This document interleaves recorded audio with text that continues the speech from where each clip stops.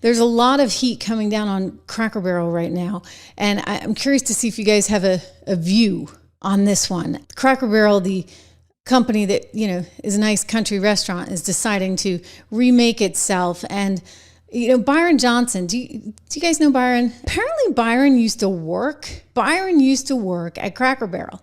This new logo, kind of a politically correct logo. The old one was seen as maybe too Americana, whatever. You actually worked at a Cracker Barrel in college. You have a very close personal connection because you say you converted in the parking lot of a Cracker Barrel. So you're very close to this story. What's your impression of their going woke with this new logo? I think the new logo sucks. I don't even understand it. I saw some of the new renovations. It looks like it came out of somebody's Pinterest account. It doesn't make any sense. I saw last night they started changing the menu. Cracker Barrel Old Country Store is a staple of America. Yes. Everybody goes there when they're on the highway to go get some good breakfast. The hash brown casserole is amazing. Trust me, I served so much of it when I was in college. People just want to go eat great food and enjoy, you know, just the store. It's very and to simple. Change that, because you think you need to do something new, I think they're going to find out it's not going to work. Look, right. Bob Evans has great breakfast, but Bob Evans and Cracker Barrel are two different stores. Okay. Just let Cracker Barrel be Cracker Barrel. Bring back Uncle Herschel. Yeah, this is the problem. Everybody's like, why do you hate that logo so much? Why? I mean, what's really wrong with it? Julie Mazzino, I think is her name, the CEO, went on Good Morning America to explain they're doing these revamps. They're getting rid of the old logo. They're bringing in this new one, all alongside, by the way, like a commitment to wokeness. They've got their LGBT stuff, apparently. And then they have this one. I was blown away by this because they have all these different affinity groups, which I thought like we had already been through this. Wasn't it discovered and decided that, you know, you can't actually have these, that they're not really legal because the Supreme Court had to tell Harvard that, and now apparently ABC News is learning the hard way as well with letters from the FCC. Well, not Cracker Barrel. Cracker Barrel has these things. Gosh, I have to lean in to see this. But I mean, they've got an AMPT group, which is the Advanced Modern Professionals for Tomorrow. And well, you have to be a minority of some sort to be part of that. They've got Be Bold. I mean, talking about division, right? Like there's a group for everyone except for, I guess, if you're a white man, because if you're a white man, just forget about it. I mean, white woman, that's not great either. They'll probably call you a Karen and be done with it. But I don't even know if I could get into any of these groups. Would I qualify for AMPT? My gosh. And then Be Bold, you have to be black to be in Be Bold. Oh, there's the OLA group, I guess, because, you know, Hispanics. I'll tell you, they got room for everyone. They're going to just divide you up, divide and conquer. That is the way they play this. And Cracker Barrel's CEO is too stupid to understand that those days are over. And maybe she ought to be embracing the conservative values that her company once seemed to stand for. You know, good old country store. Here's Julie. Honestly, the feedback's been overwhelmingly positive that people like what we're doing. I'll give you another soundbite. I actually happened to be in Orlando last week with all of our managers. We bring them together and every other year. And the number one question that I got asked, Michael, was, how can I get a remodel? When can I get a remodel? How do I get on the list? Oh, really? So because the feedback and the buzz is so good, not only from our customers, but from our team members. They want to work in a wonderful restaurant. So we're doing everything for our guests and our team members. Well, Julie Massino, it's wonderful to have you. He doesn't seem that convinced. Look, you know, if it ain't broke, don't fix it. Didn't Bud Light learn that one? Somehow, some way? I mean, let me see how Cracker Barrel's stock is doing. They were tanking yesterday. It was unreal, just tanking on this news. We've got a few other business stories going on. Apparently, the U.S. government is going to get 10% of Intel.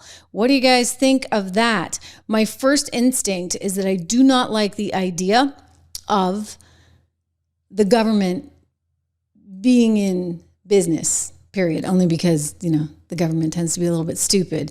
And we happen to have a smart person as the, quote, CEO of the country right now.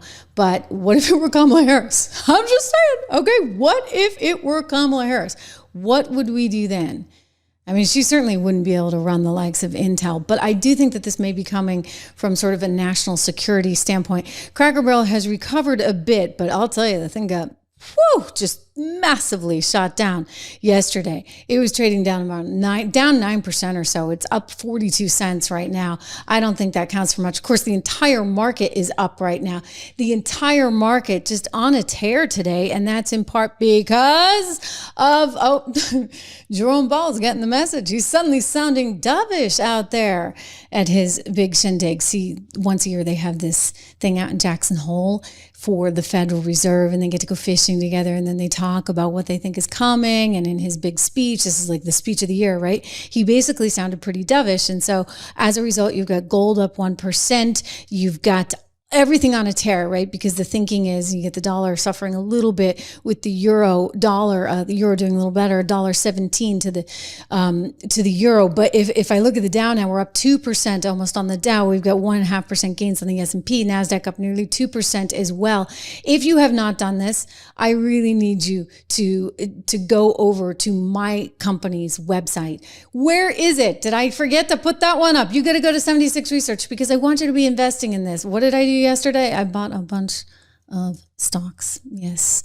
Because when it goes down, I buy. Okay. And use code DOLLAR, DOLLAR. And then you get it for $1 a month. And Rob and I are actually working on a piece right now. I was actually working on it quite late last night and just doing some edits and stuff actually about AI. But now we've got, of course, the Fed to talk about as well. So it's going to be a busy afternoon. 76research.com. Use code word dollar because it will help you just look at what there is to invest in right now. But, I look at a company like Cracker Barrel and I'm like, Cracker Barrel, why? Don't mess with a good thing. Like you had a good thing going.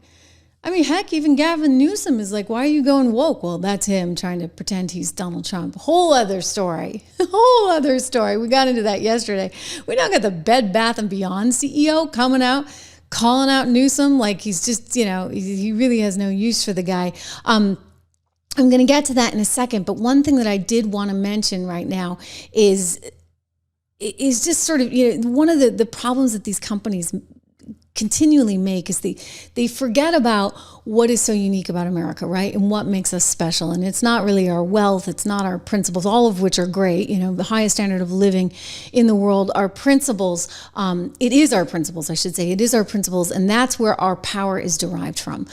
Again, not wealth per se. We are, and I think capitalism is the reason for it, the most successful with the highest standard of living nation in the world. But it's really because of our people, right? Our people who are grounded in these principles. And it's important to remember this, especially as we see, the likes of Letitia James trying to bankrupt somebody like Donald Trump. You got to remember about our foundation, right? Our sort of great American foundations and this experiment that they did some nearly 250 years ago. I'm celebrating the birthday all year long here. You're going to hear a few more renditions of the Star Spangled Banner at some point. But, we are great. We are great as a nation because of our people and because of the risks that people were willing to take nearly 250 years ago. And this is something that I just don't think you should ever lose sight of. And I'm proud to have partnered with my friends over at AFP just to remind everybody of this. That's all. I mean, nothing that we're not asking for money. We're just asking that you remember like how wonderful and tremendous this great nation is. Well, I'm not asking for money. I can't promise anything from that. But anyway, go over to takeonesmallstep.com to get started. Take a look. This is a whole prescription, if you would, a whole set of ideas of what you can do this year. Like just, invite some neighbors over for tea and I don't know, read the Declaration of Independence. Something, right? To kind of ground you in that tremendous legacy that we have, and not just you, but to the rest of your community and your family and your friends. So go check them out at takeonesmallstep.com. We need to remember our history right now as people try and tear it down. And then, for political reasons, then they get mad at one another. And now Newsom is suddenly the new Donald Trump, and he's calling out Cracker Barrel saying, why are you getting so woke? And I'm like, who the hell are you, buddy boy? What is wrong with your Cracker Barrel? Look, you keep your beautiful logo. The new one looks like cheap Velveeta cheese from Walmart, the place for groceries, an old-fashioned term. Fix it ASAP. Woke is dead. Thank you for your attention to this matter. I mean, he's not joking either. At first I was like, oh, this is a joke. But no, he's literally trying desperately to imitate one Donald Trump. And we went through yesterday all the criticism. I mean, even MSNBC is like, buddy boy, what's going on?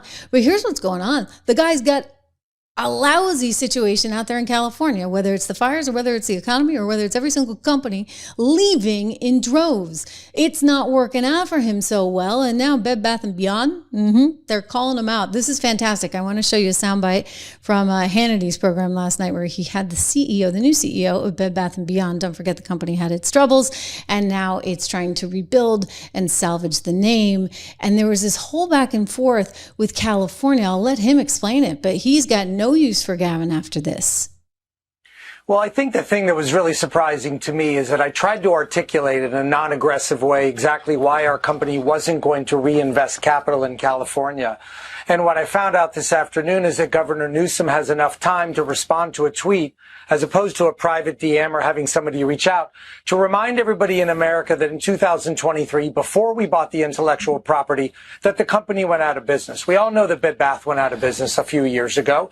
Now we're trying to make a comeback. And I would think that a governor would want to attract investment, attract capital into the state. In fact, he did the opposite. He rejected it. It's a very simple model for me. As a capitalist myself, I want to do business in all 50 states, and I want to do business with all people of all political parties. But Gavin doesn't. I mean, look, we've seen this movie before. Just think AOC, right? There was an opportunity to have all kinds of good-paying jobs in Queens with Amazon, and she didn't want it. She turned it away. Why? Because these aren't really capitalists, right? These are people that want to have total control over everything, and they believe all the resources belong to the government. And heck, they ought to be cheering this Intel thing, right? The government taking 10% of Intel, that's got to be right up AOC and Gavin Newsom's alley, for goodness sakes. You know, it makes me uncomfortable. I think that it's because of national security reasons. We can do some more reporting on that and get back to you tomorrow on it. But I think because it's a semiconductor company, the fear is, you know what, if this thing kind of spirals out of control too long, you run certain risks vis-a-vis Taiwan and China. And so that's part of the thinking in terms of why we would be taking a 10% stake in Intel right now.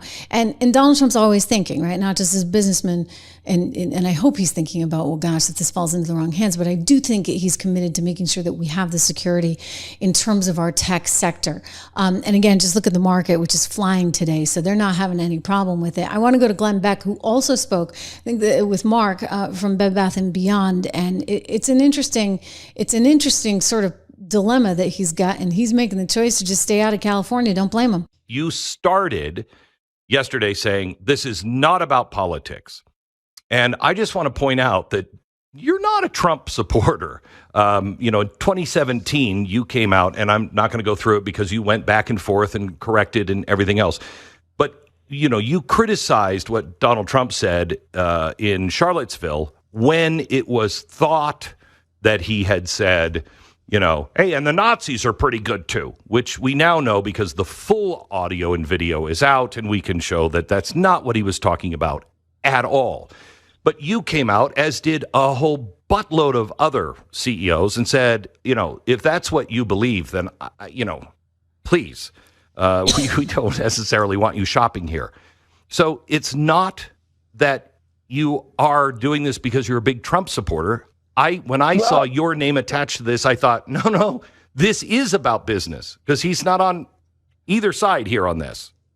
Yeah, I'm not on either side. Is that accurate? But I will tell you. Yeah, it's kind of accurate from a historical standpoint. It's not accurate from a modern day standpoint. I think as time has gone on and the facts have been revealed and things have played out and moves have been made by this administration that I think advance business and advance the American, citizen. Wow. Okay, so I'm going to agree with him. Yes. This administration is advancing business. And just look at where we are right now. Again, on the Dow, up 1.9%, S&P up 1.5%, NASDAQ up nearly 2%. I would encourage you to go to 76research.com for more information on sort of how you think about these markets right now. But I'm telling you, like I've said it from the beginning, you want to invest in MAGA right now. You want to be, and regardless of politics, and this guy was no fan of Trump's, but he likes what he's doing from the business standpoint. And that's an important thing to remember right now.